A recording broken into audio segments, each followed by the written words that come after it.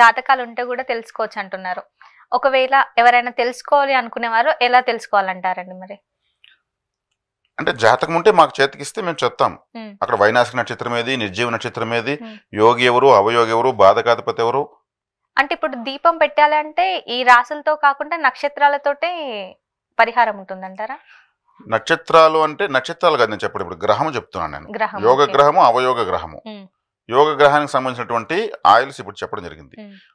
ఇప్పుడు ప్రతి ఒక్కరికి ఆసక్తి ఉంటుంది. నా జాతకానికి యోగి ఎవరు, అవునవును. యోగించే గ్రహము, అదృష్టాన్ని ఇచ్చే గ్రహం ఎవరు తెలుసుకుని ఆ ఆయిల్తో దీపం పెట్టడం వల్ల వాళ్ళకి యోగం పెరుగుతుంది. ఓకే. నా జాతకంలో యోగమే లేదా, నాకేమి యోగించే తలరాతే లేదంటుంటారు. యోగించిపోయి చేశాను ఒక గ్రహం ప్రతి ఒక్కరికి ఉంటుంది. రిక్షా దొక్కేవని కానీ ఫ్లైట్ దొల్లే వరకు ప్రతి ఒక్కరికి ఒక యోగ గ్రహం ఉంటుంది. ఓకే. ఆ యోగి దశ కొంతమందికి రాదు, హ్మ్. కానీ ఆ యోగికి సంబంధించినటువంటి ఆరాధన చేస్తే ఆ యోగి ఫలితాన్ని ఇస్తాడు. ఓకే. కొంతమంది యోగ దశ వస్తుంది, వాడు జరతంద్ర యోగము అంటారు. తను ఏం ట్రై చేస్తే అది జరిగిపోతూ ఉంటుంది. అవును. ఆ దశ కొద్ది సంవత్సరాలు ఉంటుంది, అయిపోయిన తర్వాత వేరే దశ పెడుతుంది, పరిస్థితులు మారిపోతాయి. ఓకే. ఆ యొక్క పరిశీలన క్షుణ్ణంగా మేము చేసి చెప్పిస్తాం.